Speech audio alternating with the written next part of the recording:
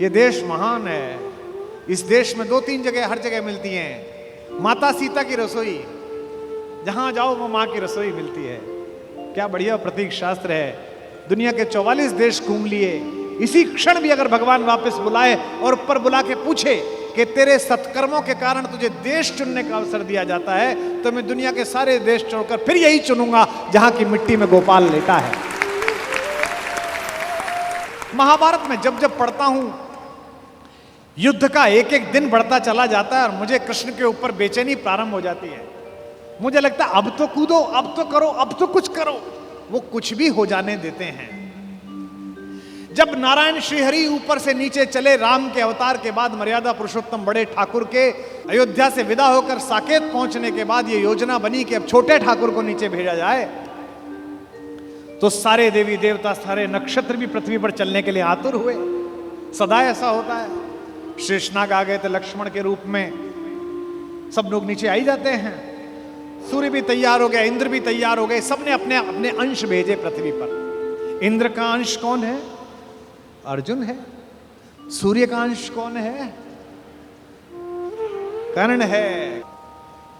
एक देवता ऐसा था जिसने कहा जी मैं तो जा नहीं रहा, तो भगवान ने कहा अपने लड़के को भेज दे।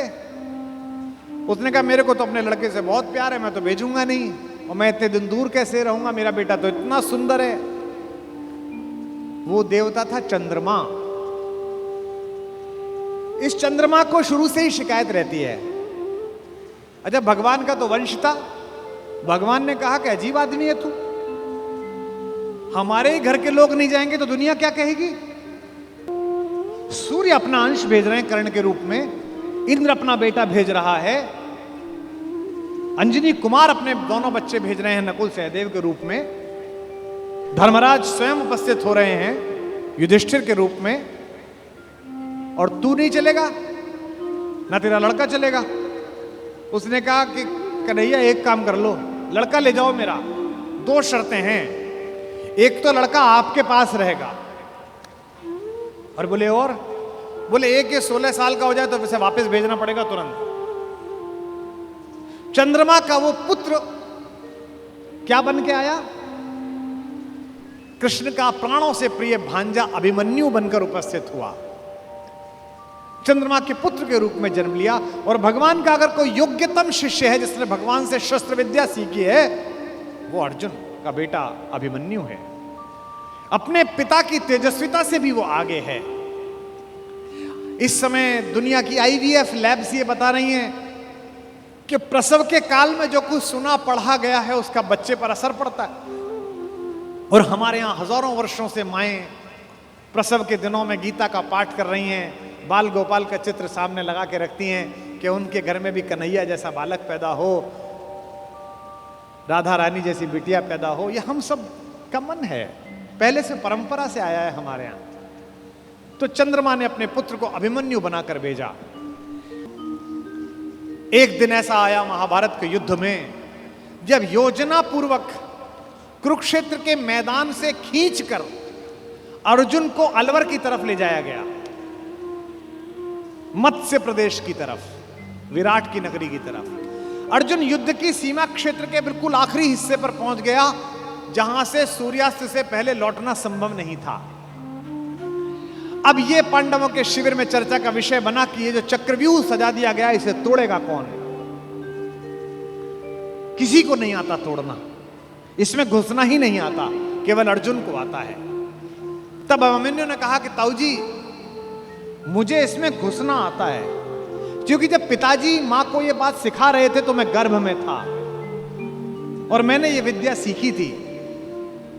तो बोले बेटा बहुत अच्छा है, फिर निकलना भी आता होगा। बोले नहीं, जब तक उन्होंने इससे बाहर आने का मार्ग बताया तोड़ने का, तब तक मां सो गई, तो मैं बाहर निकलने का नहीं सीख पाया। सारे चाचाओं ने और ताऊओं ने कहा कोई बात नहीं बेटे, तू तोड़ दे, निकाल तो हम लेंगे। भाई महाबली भीम, जिसकी एक मुष्टिका से विंध्याचल के पर्वत छोटे हो गए, जहां जहां उसका पैर पड़ा हिंदुस्तान में 1 लाख जगह है जहां भीम बैठिका है। जिस पत्थर पे चले जाओ बड़ा सा गड्ढा है, बोले ये भीम का पांव रख पड़ा हुआ है। ये देश महान है। इस देश में 2-3 जगह हर जगह मिलती हैं माता सीता की रसोई, जहां जाओ वो मां की रसोई मिलती है। क्या बढ़िया प्रतीक शास्त्र है।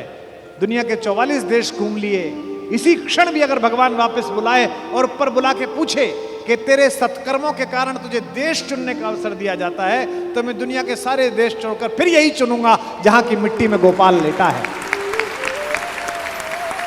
जहां के पर्वत पर्वत पर हमारी मां ने भोजन बनाकर उन पर्वत श्रृंखलाओं को तपस्या का केंद्र बना दिया है, जिसके रेणु रेणु पर अपने चरण रखकर राघवेंद्र सरकार भगवान श्री राम मर्यादा पुरुषोत्तम ने और लीलाधर योगेश्वर कृष्ण ने जिसे चंदन बना दिया है।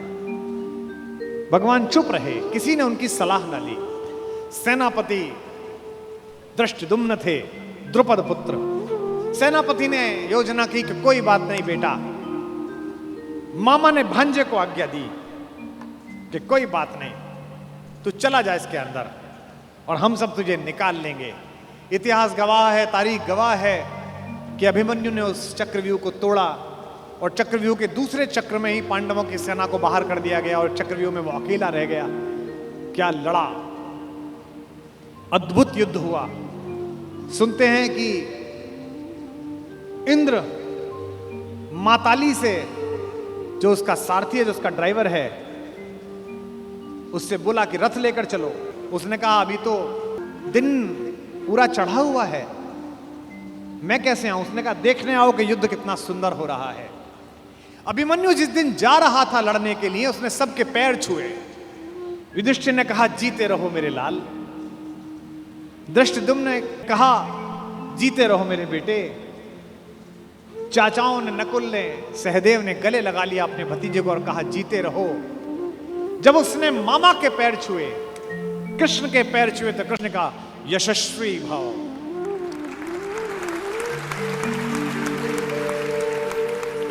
जब अभिमन्यु शिविर से बाहर निकला और कृष्ण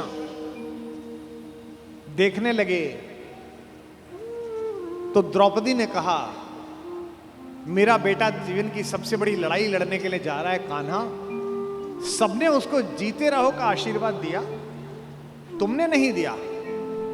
तुमने उससे यशस्वी भव का आशीर्वाद दिया, जीते रहो क्यों नहीं बोला? क्या तुम्हें युद्ध के परिणाम में कोई शंका है? तो कृष्ण ने जो बात कही वही जीवन के युद्ध में भरत वाक्य बनाना। माधव ने कहा कि कृष्णा मैं नहीं जानता कि आज के युद्ध का परिणाम क्या होगा, पर मैंने जो शिक्षा अपने भांजे को दी है, मैं ये दावे के साथ कह सकता हूं कि महाभारत के रण में जीते या हारे कोई भी, लेकिन सबसे बड़े और उज्जवल योद्धा के रूप में मेरे भांजे का नाम लिखा जाएगा, अभिमन्यु का नाम।